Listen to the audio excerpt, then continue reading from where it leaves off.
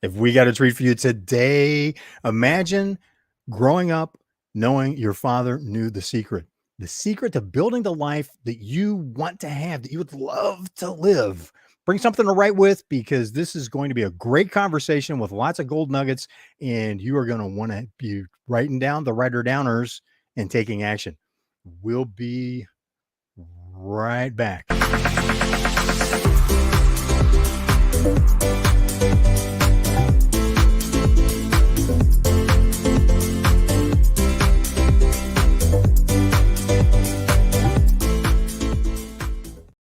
Hey, today we have somebody who is involved in the personal development industry in a huge way. For 30 years, he worked with his father. Today, he has written the book author. He's the author of My Father Knew the Secret. I'm going to check my notes over here so I get you the right information. Growing Up with Bob Proctor. We have Bob Proctor's son, Brian Proctor. If you're not familiar with Bob Proctor, oh, are you in for a treat? We'll come back to that. Hold that thought.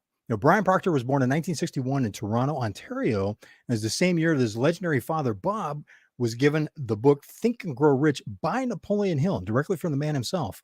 And that began his father's 60-year journey into personal development, became one of the icons in the development of that industry as we know it today.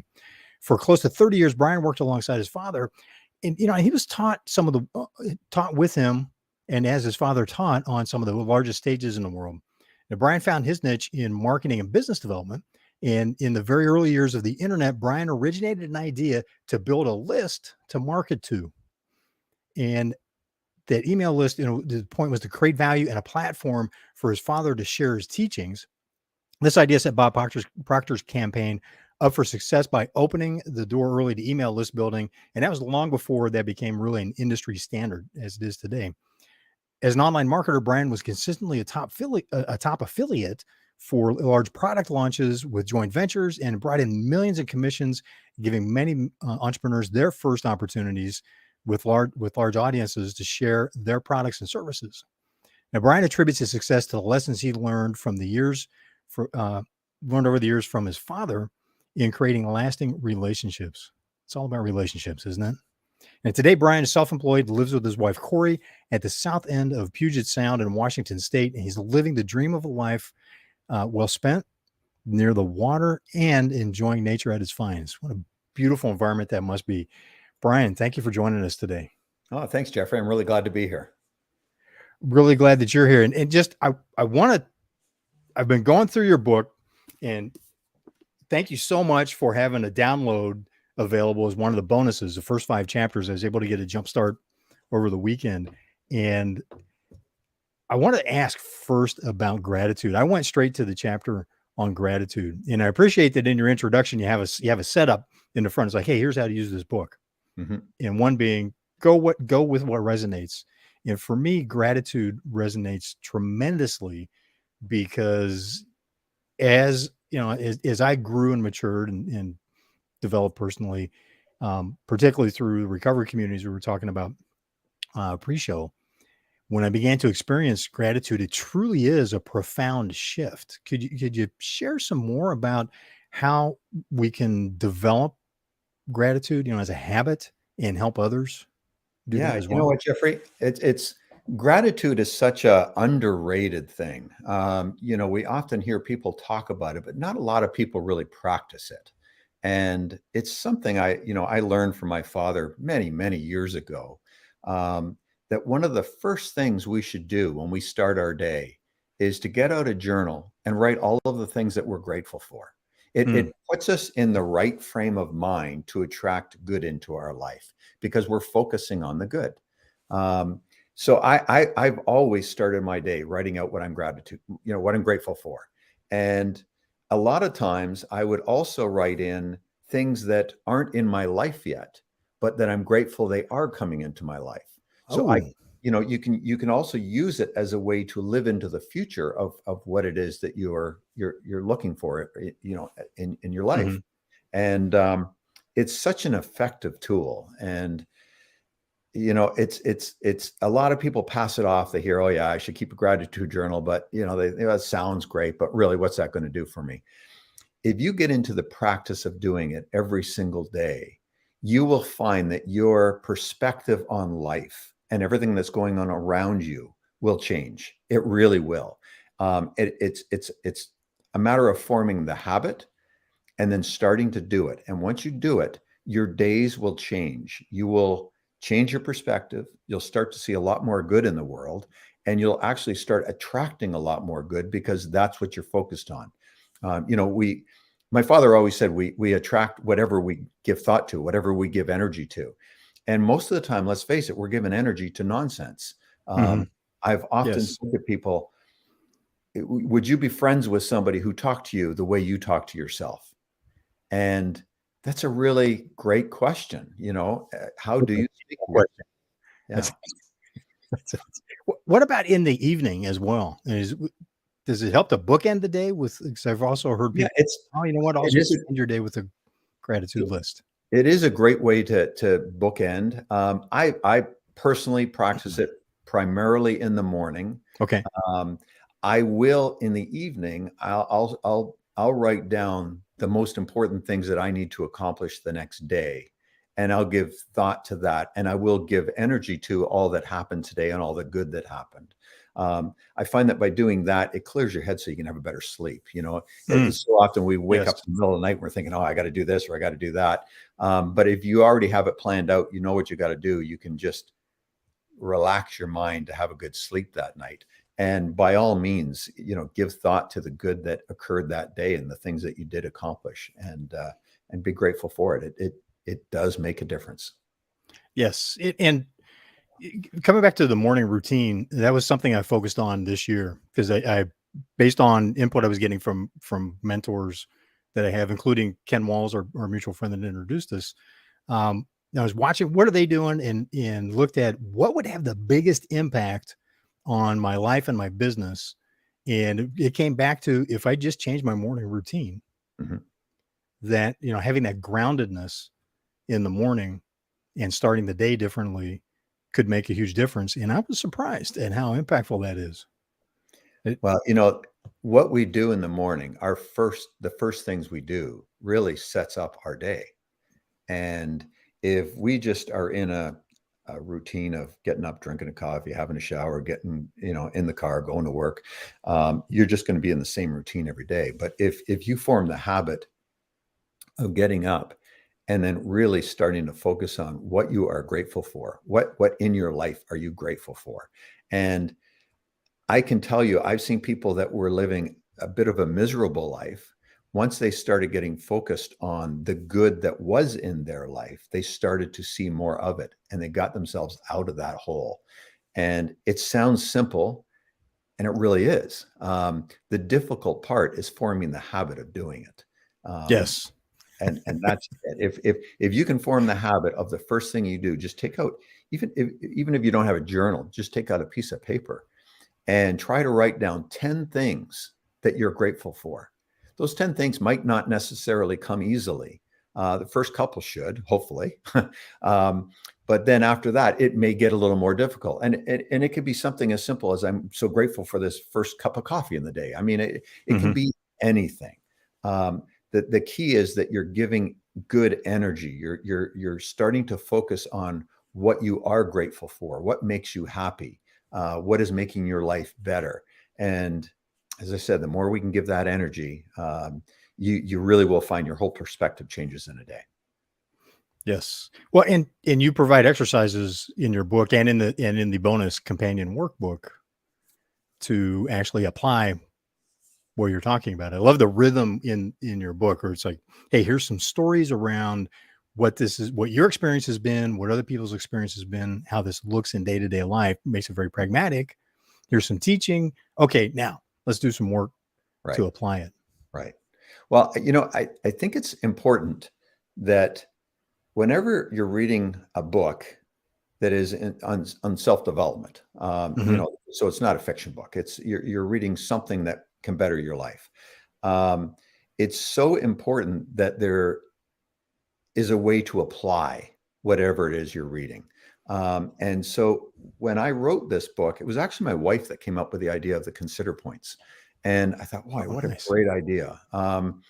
Where I would tell a story, something I learned from my father, and then we would have consider points at the end of it on how you can actually apply that lesson to your own life and to your own world.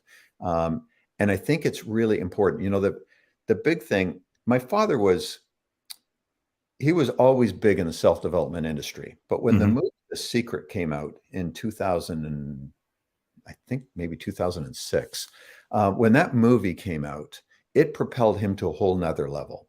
And because of that, he got on to Larry King, Ellen DeGeneres. He was on all kinds of shows, and his popularity really expanded. His audience expanded. And it was The Secret talked about, the law of attraction, and what we give thought to comes into our life. What it didn't cover was that we also have to step out and take action. And Dad was always big on that. He says, you can't just dream of something and just have it magically appear.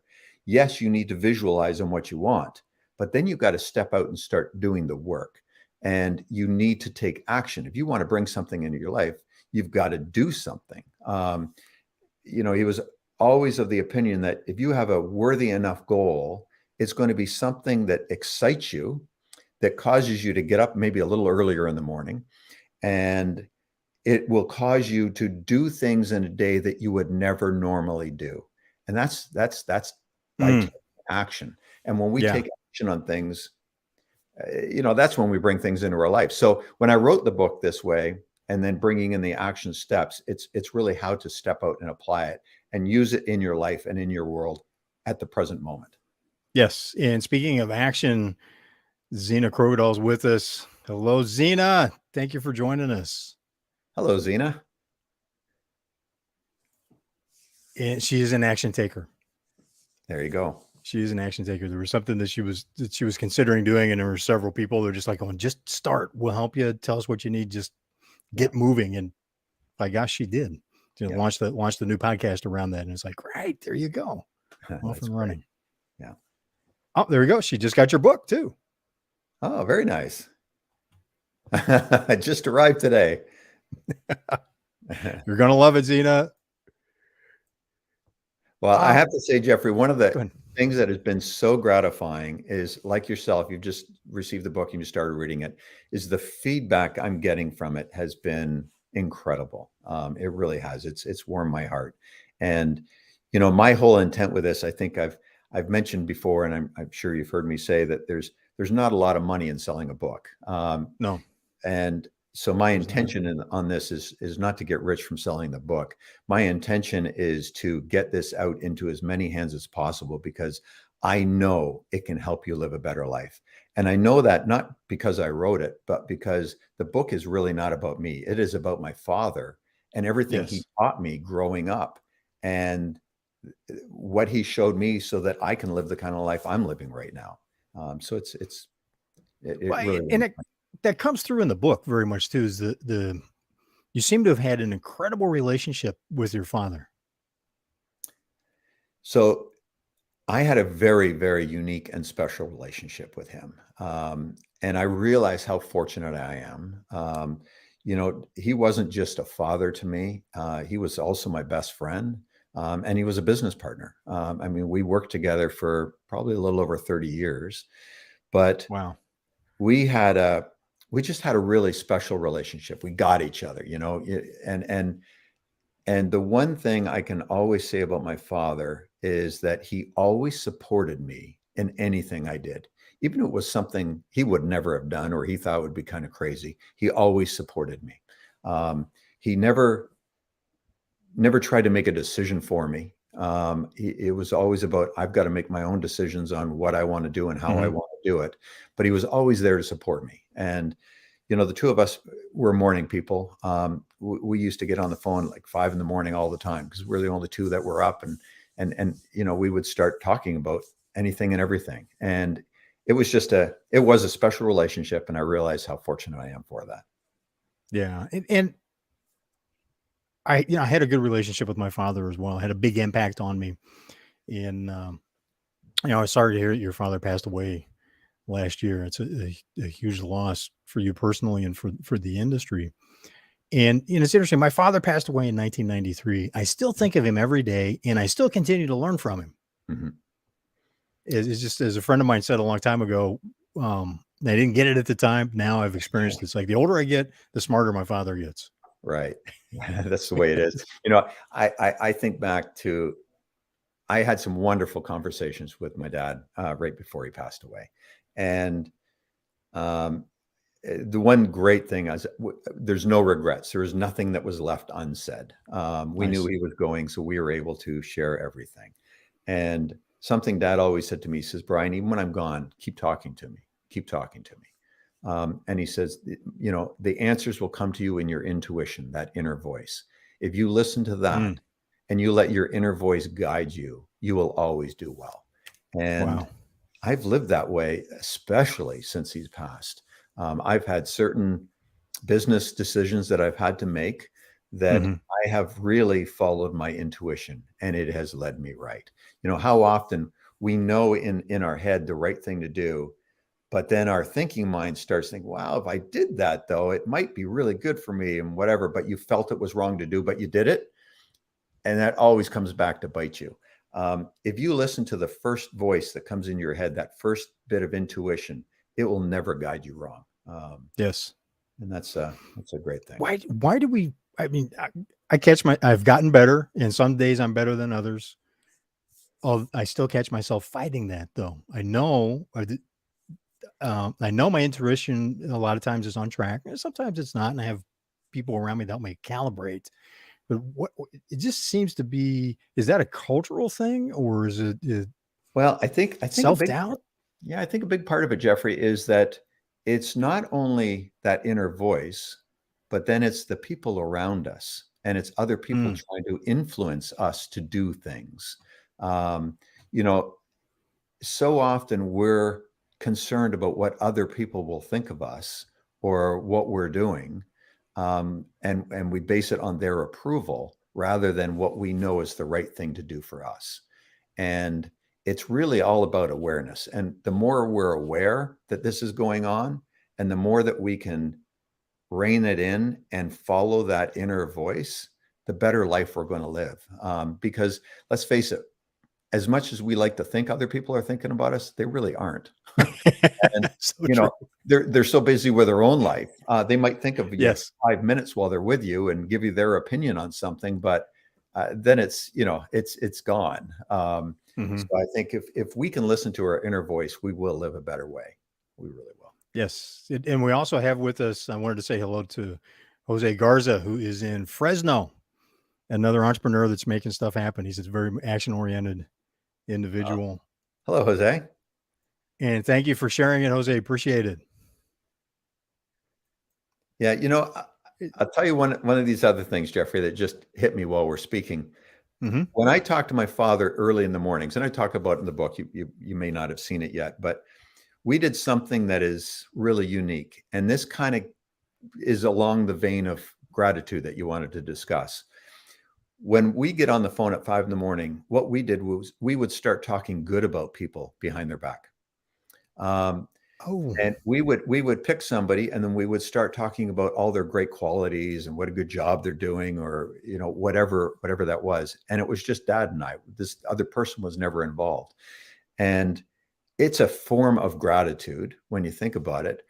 But more than anything, it puts you in a great state because you're thinking good of other people as well. You know, how often we can get caught into trivial yes. conversations of gossip and nonsense, um, that is never really any good. And it takes us down a really not a very good road.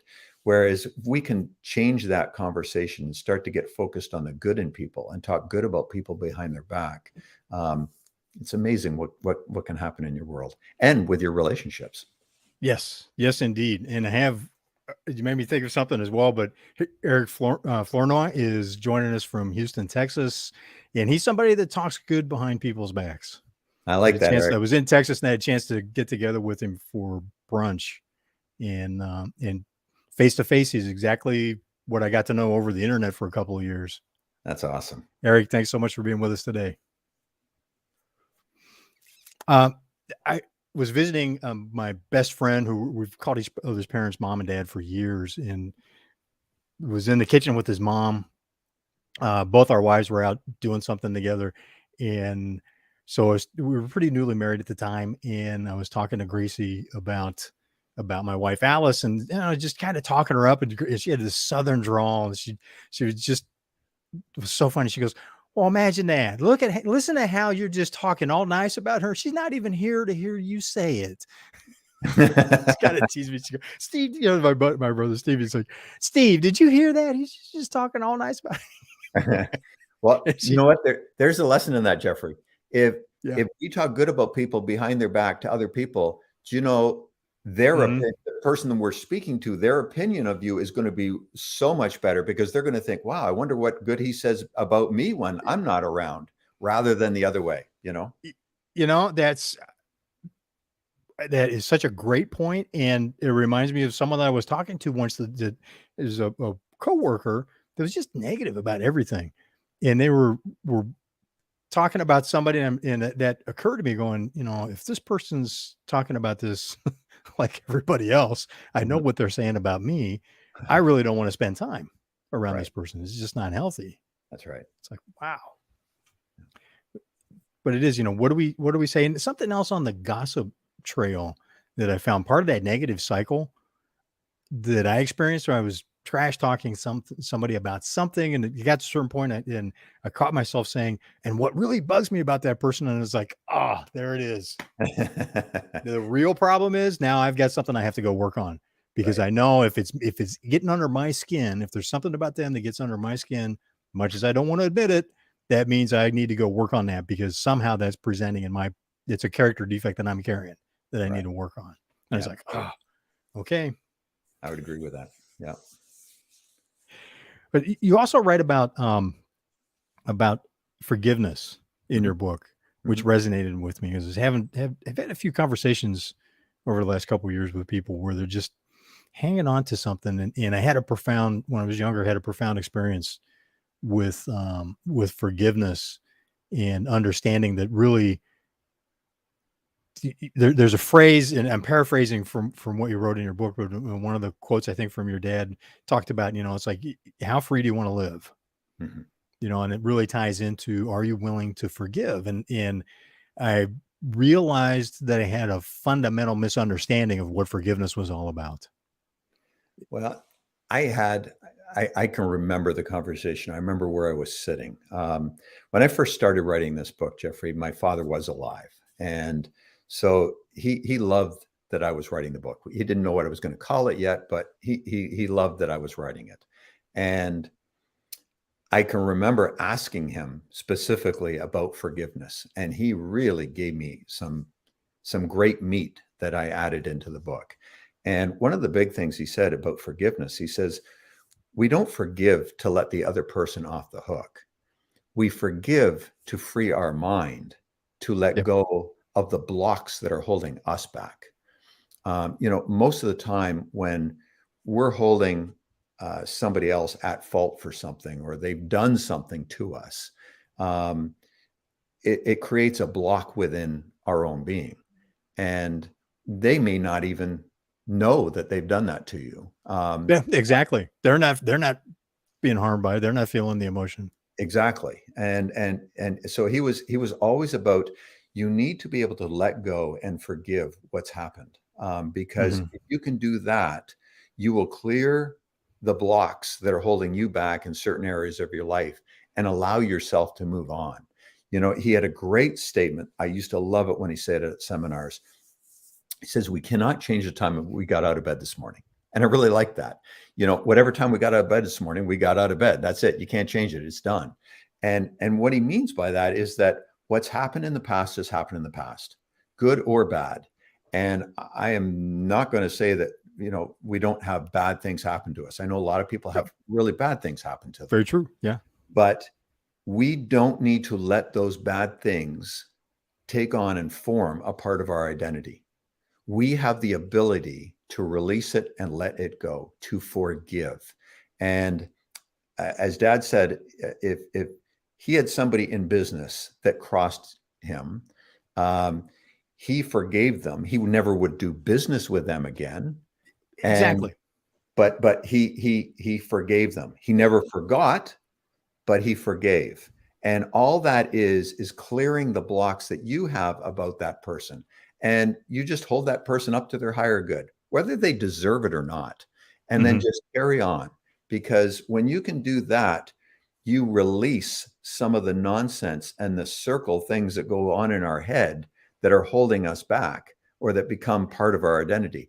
I see a lot of people, they've gone through divorce, and Mm. for years Yes. and years and years, they're talking about their ex-spouse in such a negative way, and they did this to me and that to me, and it's become a part of their identity.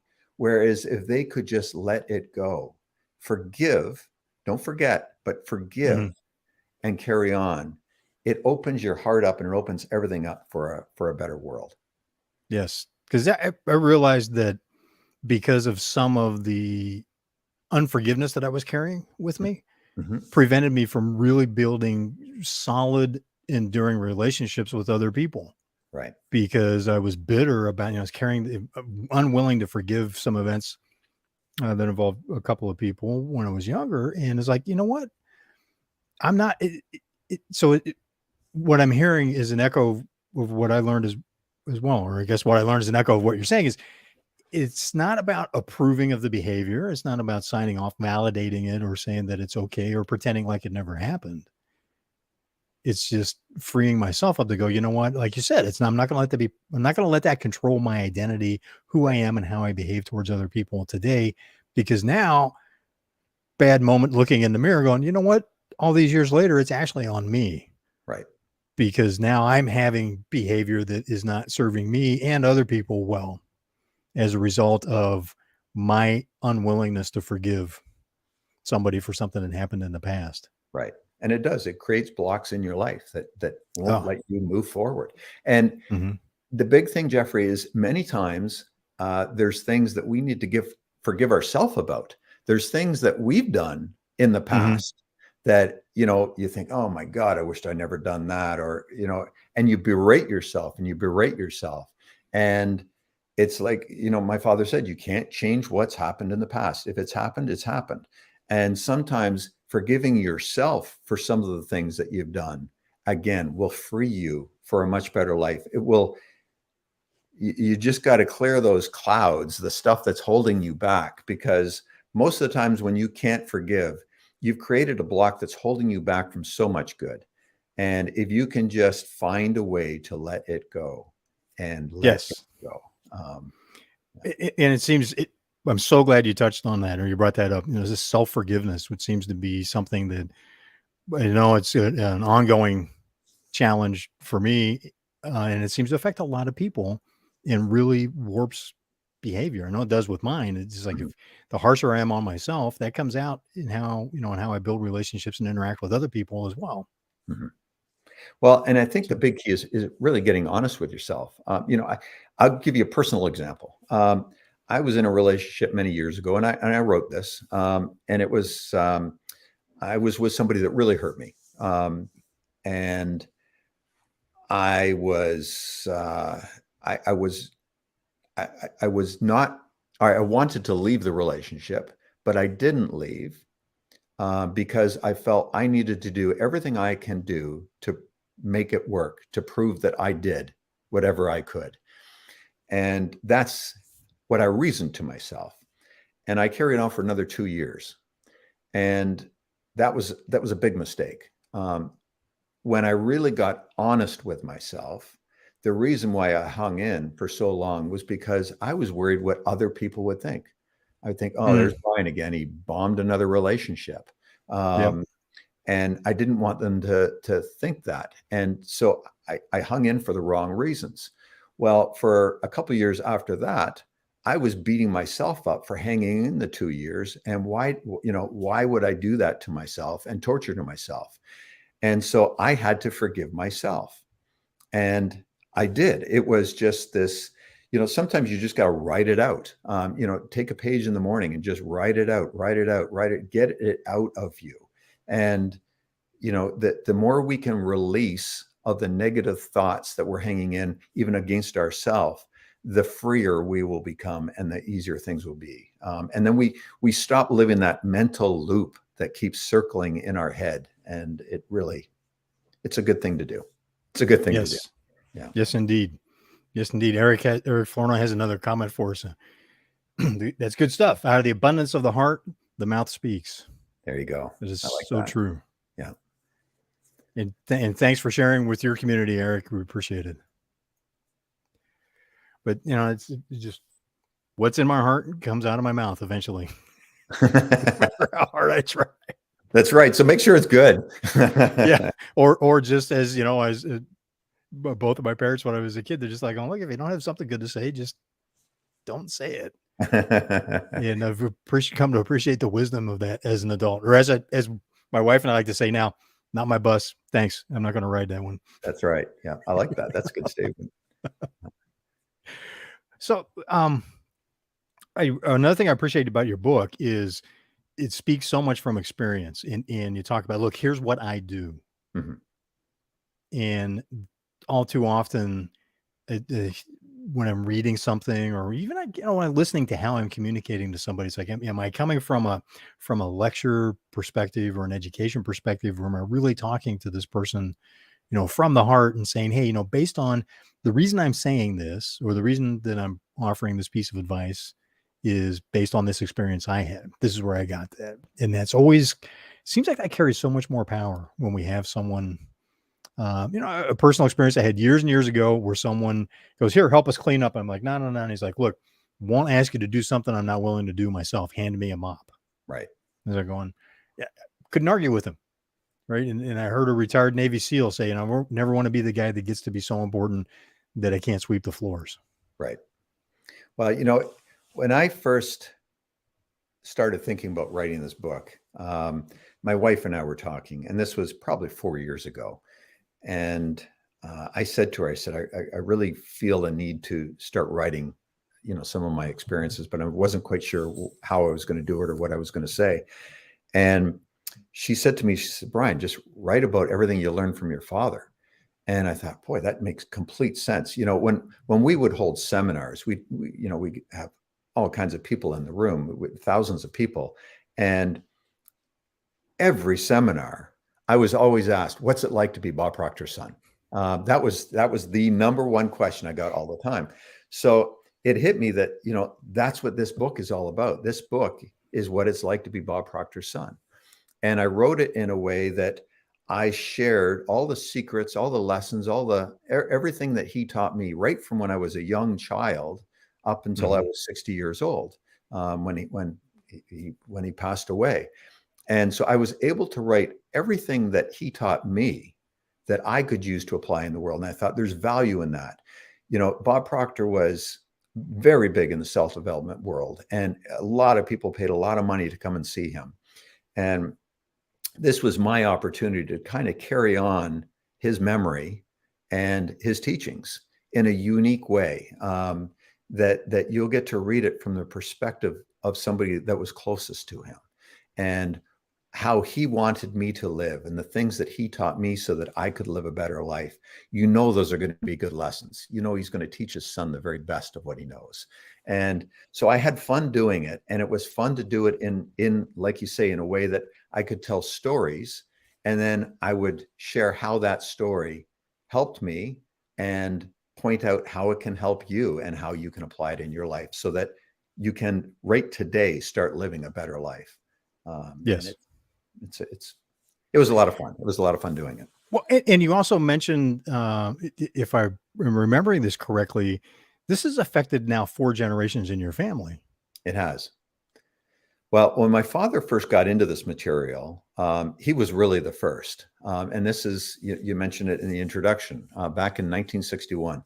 So in October of 1961, he was given Think and Grow Rich by Napoleon Hill. And I was born in December of that year. So, I was there for the entire journey.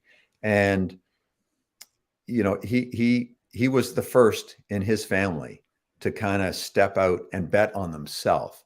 He was a fireman in Toronto. Oh, wow. In the early 60s. And after reading that book, and he kept reading it. I'll tell you a story about that in a minute, but he read that book every day for virtually 60 years. He started to do things that were different, and he started to do side businesses. He was doing anything he could to earn an extra dollar and start building businesses. Well, he was only the second person in the history of the Toronto Fire Department to actually quit. It's one of those safe Wow. jobs. Only the second in the entire history. Yeah. I mean, that's a job where you're going to get the pension, you get everything, and people Sure. work their life just for that pension.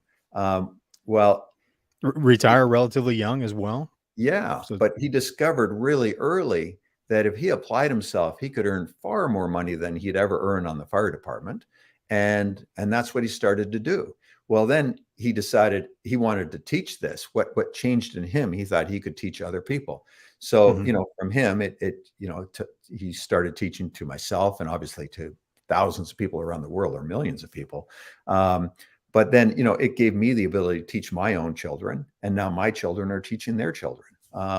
So it's really been passed on down now, which is a great legacy. And he changed not only his life, but he changed all of our lives. He changed his brother's life, his sister's life, anybody that was close to him. But the best part was how he changed the lives of people he didn't even know. When he passed away, we did a memorial on the internet that we live streamed. And we had a few 100,000 people that were on the live stream watching this. And I'll never forget the comments that I was reading from all around the world. It touched my heart. It took me days to read all the comments. And I was in a deep mourning stage, and just reading these comments made me realize how many people he touched literally all around the world, and how they're living better lives because they took his material and applied it. And that's my hope with this book, is that, you'll get the book, you'll read it, and you'll actually apply the material. And if you do, I promise you're going to live a better life. Yes. Yes. Well, we can just wrap up right there. That's such a wonderful statement, and such an incredible story. It's like, wow, that's a powerful guarantee. Yeah. Do the work and your life will change. And you know what? Well, you're absolutely right. I can attest to that. And even though I'm just beginning to read and study your book, that theme is something that I've been coached on and have experienced in life. Is like, look, when you get people, they're saying, this works. I know this works because here's where the knowledge came from originally. Here's how I've applied it. This is the results I've got. Here's how you can use it. And then done the work and gone, geez, you know what? It does make it works. It changes. It does. And it's because it's based on pragmatic. Napoleon Hill's writings were very pragmatic. What your father has taught is very pragmatic. And now you're doing the same thing and continuing that chain. Well, there's value in it. There's value in it, especially if you apply it. And, I was talking about that Think and Grow Rich book, which just brought me back to that. So 3 or 4 weeks ago, I was doing an online event with a fellow over in Copenhagen. And I was in Toronto at the time. So I was staying at my father's house, he and his wife, Linda. Obviously, it's just Linda now, but I was staying at the house, and I said to Linda, Linda, can I get that book, the Think and Grow Rich book, and just use it for this session that I'm on? She said, sure. She went and got it. Well, this book, Jeffrey, when I got it, I mean, I could feel my father in it. It's so well worn. And anybody that's listening to this, if you've watched my father at all, you'll always see him holding up this Think and Grow Rich book. Well, this book, it was held together with a great big rubber band. And when I took the rubber band off and opened it up, the pages were falling out. I had to be really careful with it. And that is because he studied it every single day. And he says, that's the important part of life. He says, when you find something good, something of value that will improve your life, study it every day. And he's a great example of it. That book, so many people tried to give him a new book or try to get that one to rebound. He wouldn't have anything to do with it, because that was his introduction into the world of self-development and living a better life. So to him, that book was his beginnings. It was everything. And he studied it every day for his life. And the condition of the book showed it. It was proof. And he always said, if you only studied for 15 minutes a day over a period of time, that works into a lot of, condensed study, focused study, that if you study anything for just 15 minutes a day, you're going to become an expert at it, no matter what it is. And that was it. That was really the simple thing that started to change his life. He got that book and he just started reading every day.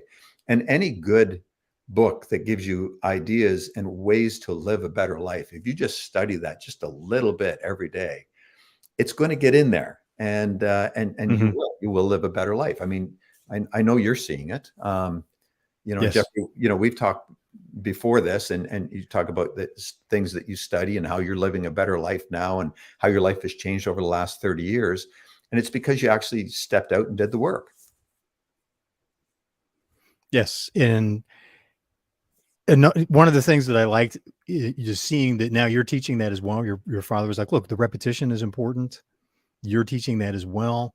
The comment in your book to go, look, make notes, date the notes so that as you're continuing to study, you can see, hey, here's how my perception on this has changed. Right. Here's how my mindset is shifting. There's a whole chapter as you're watching this, a whole chapter on mindset that's just as each chapter is golden in and of itself. Mhm. But I like that concept. I go, look, how am I tracking over time? What new have I learned from reading the same page, the same chapter? Right. Because I've experienced that where I reread something on a regular basis, and I have a couple of books that I work to read annually. It's like I want to read it once a year, and it's funny because I'll look, I go, geez, it's like 10 years later. When did they add that in that book?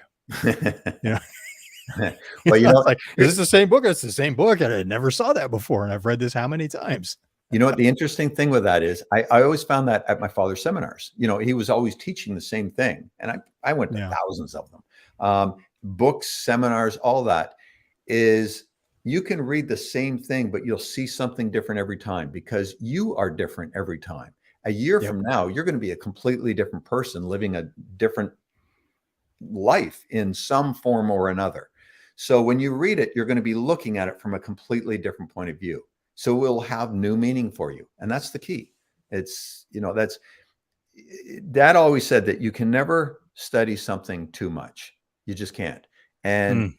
he was always of the opinion that he never knew it all. And that's a good place to be.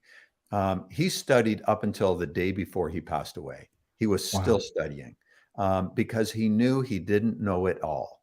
And it's a good way to live. It's a good way to live. Yes. Yep. My father's father was a 19th century farmer. He was Mhm. born in 1880. So it's like his uncles fought in the Civil War. And even I never met him, but one of the lessons that I learned from him through my father, even though, being a farmer was a very blunt way to put it. One of the things that he always talked about was, if you're not learning something new every day, you're dead. Right. And straight from the farm from the 1890s. And it's just as true as ever. Yeah, that's right. So, I was curious about the bonuses that you bundled with your book. There's an incredible offer. How did you come up with that process? There's just so much value in that. Well, you know what, Jeffrey, I just wanted to, I guess I was looking to drive any way home to get somebody to get the book. And, they can go to KellyProctorCo. You can get the book through Amazon, and then you get all the bonuses. I just wanted to add as much value as possible. And the reason for that is because I know I've got something good here. I know it by if you go to Amazon and just look at the reviews, um, Yes. the book has only been there for 3 or 4 weeks. And I think we're already over I 80, 90 reviews. Um, Wow. I didn't realize it was that recent. yeah, yeah, it's really recent. That's The that's feedback we're getting incredible. is so good. Well, the bonuses, I'm going to do a full Q&A for Mhm. anybody that purchased the book. You can submit questions ahead of time, but it will be live. So, we can spotlight you and you can ask questions. So that's always kind of fun. Um, as you mentioned, I deliver the first 5 chapters digitally immediately. So Mhm. you can start to read it before the book even arrives. Um, there's a digital workbook that you can download that kind of is like almost like a companion guide that'll work, some of the lessons that are in the book that you can start doing and working with. And when I was looking at the chapter on both forgiveness and gratitude, I was impressed with looking at it going, okay, the workbook is very supportive. It's not repeating and regurgitating what's in your book. It Right. really truly is a companion piece that adds more and brings more. Okay, here's even deeper exercises to do Right. to incorporate more into my life, into the reader's life. Yeah, I've tried to make it really, Jeffrey, in a way that it's easy to apply the material, Mhm. or simple exercises that will cause you to be able to apply the material. It's the application of wise thoughts that count. And we can read something good, but if we don't do anything about it, we're really not that much better off. We might have a little bit more awareness, but if we're not actually going out and applying it, it's not doing us much good. Um, Is is it amending my behavior in some way is really yeah, what I look at and go, is it somehow for me, if it's incorporated into my life, if I've really learned it and I've incorporated it into my life, now I can see some difference. Maybe not in results, that'll eventually come, but what is the difference in how I'm responding versus reacting? that's right. Well, the whole key is our mindset, and it's what are we giving energy to? And most of the time, we're wishing for something, but we're thinking it's not going to happen, or the worst is going to happen. Mhm. But what are we Yeah, giving energy to? We're giving energy to the negative. And so we need to do things that cause us to focus on what we truly want and to live the life we want. And I'm not going to pie in the sky tell you that it's going to change overnight in the next day or two. It might sure. take 6 months. But you know what? 6 months from now, you're going to be wherever you're at. And if you're taking action steps now, boy, oh boy, where you're going to be is just incredible. There's an exercise that I have in there about writing a letter to your future self. I And saw that, yes. it's so much fun. We started doing this in seminars several years ago, and it is so much fun. So one of the things that we challenge people to do is to write a letter to themselves as if it's 1 year from now, and you're congratulating yourself on all the things that you've accomplished. You get very descriptive, and you Mhm. kind of take the lid off. If you could have done anything in the next year, what would that be? And start writing it down. And you congratulate yourself. My God, you're writing it to yourself. You say, "Oh, Jeffrey, I'm so glad I did this and that," and get very, very descriptive. Well, in the seminar, we'd have people do that. Then we'd give them an envelope, and they'd write their address on it, and we'd put that letter into the envelope, and we'd hang on to it. And a year later, we would send it out to those people. And it is amazing the response from people that saw that. Of course, they didn't achieve everything that was in their letter, but a lot of times they started to, or they were getting close to some of the things, or they had done some of the things, and they might not have if they weren't giving thought to it before. Um, Yeah. and we've got to start focusing on what we want in our life rather than on what we don't Yes. want or the negative around it. And simple exercises like that help get us clear into what we want for our life. Most of the time we don't think about stuff like that. We're just getting day by day by day. But boy, if you think, where would you like to be a year from now, and you write it out, you're starting to build a future for yourself intentionally rather than letting it happen unintentionally. Well, and Brian, it seems in that exercise, you also encourage people to not focus on the how Right. to get there. It's set that aside and not where, especially if it's something going, well, I don't know. I don't want to write that because I don't have any clue how that's going to happen. Yeah. Instead, to go ahead and write it out anyway. Well, here's the deal. My father was really big on goal setting. That Mhm. was probably his, and I'm the first to say it's probably the most effective way to create a better life. Most of the time, we set goals that we know how to achieve. It could be just a new car. It could be anything. But you look at it and you think, okay, if I do this and I do that, I can get this in about a year's time. So you know the way to get there. There's no true inspiration in that. There's no great growth in that. He It's was a good always of point. the opinion you needed to pick a goal that you don't have a clue how you're going to get to, but something that excites you. If it excites you enough, you're going to step out and start taking action to get there. And the key to a really worthy goal is that you don't know all the steps to get there, but you're willing to step out and do whatever you can today to start getting there. That is when growth happens, and that is when we create much more in our life. It's just, there's a lot of power in it. He was always of the opinion that we should create a goal as if we had a magic wand or an Aladdin's lamp. And what would you pick? What inspires you? We're all different. We all have different things that inspire us, but pick something that inspires you that you don't know how you're going to achieve, but that you do want it. So you will step out and do what's necessary to get there.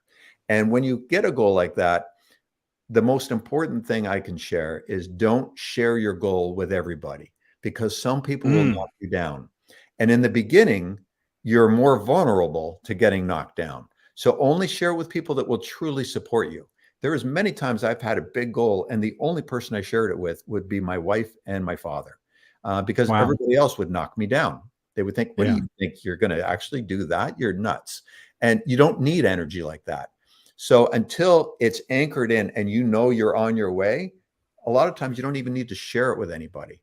But you'll find that when you have that, you will do things differently. And once you start doing things differently, you watch what happens. 6 months from now, your whole world will be different. With a relatively small change on a day-by-day basis, it compounds tremendously. That's right. Yeah. Wow, that is phenomenal. Thank you so much. I'm watching the time. I want to be respectful of your time as well. We're almost at the top of the hour. So as you're watching this, go to brianproctor.com. That will guide you on how to purchase the book and then get the bonuses, which are phenomenal. I mean, that would be, the book is just, I've been so impressed because I looked at it and was like, wow, this guy, I read slow, it's a lot of material to get through. I showed it to my wife. She goes, "This is a pretty thick book." And both of us were glancing through and going, you know what? It's very accessible. It's easy to read and well laid out. I was going, okay, it's not as imposing as it appeared at first. Well, I tried to write it. I tried to write it in a more of a conversational tone. Yeah, very much so. Yeah. It's pleasant to read. It's conversational. It's very applicable. And I like that, Eric, be careful casting your pearls before swine. Been told that numerous times. It's good stuff, Brian. But it is, you get that, it's the wrong seed, the wrong fertilizer, and it sticks a little bit. And that can really grow into being a major, creating more blocks that we need to work on moving forward. Yeah. But with the book, as you're watching this, get the book. The Q&A is going to be on August 8th. That's coming up fast. So you want to be sure that you're able to join in on that and be part of the conversation and bring questions to that event as well. It's phenomenal that you're putting that on. Yeah, it's going to be kind of fun, Brian. Yeah, it's going to be. That will be. I'm looking forward. I've got it on my calendar. All right. So Brian, thank you so much. Oh yeah, in case they're missing it, here's where to go: brianproctor.com to get the book and then and claim your bonuses. Brian, thank you so much. This is just barely scratching the surface. Well, Jeffrey, I appreciate you having me on. And if I can leave just one thought with everybody that's listening, this is something that my father talked to me about almost every day, and it's made a big difference in my life. He said, the best place to live is in the present moment. Don't live in the past and don't live in the future.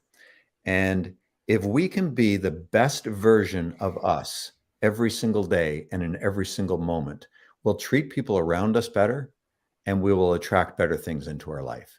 And we will accomplish so much more because we're living in the present moment. So if we can be the best version of us each and every day in the moment, that's the big nugget I'd like to leave you with anyway. I think that's an important way to live. That is. I appreciate you having me on very, very much. And I'm grateful for the opportunity to get to know you better and learn from you. And good luck with the Q&A. I'll be there. That'll be fun. Eric's getting ready to read your book. Zena's doing the same. Hers just arrived. And as you're watching this, thanks for being part of Wolf's Watch. Grab the book, My Father Knew the Secret by Brian Proctor. Claim your bonuses, and we'll see you at the question and answer live with Brian on August 8th. This has been Wolf's Watch. I'm Wolf, and I will see you on the trail.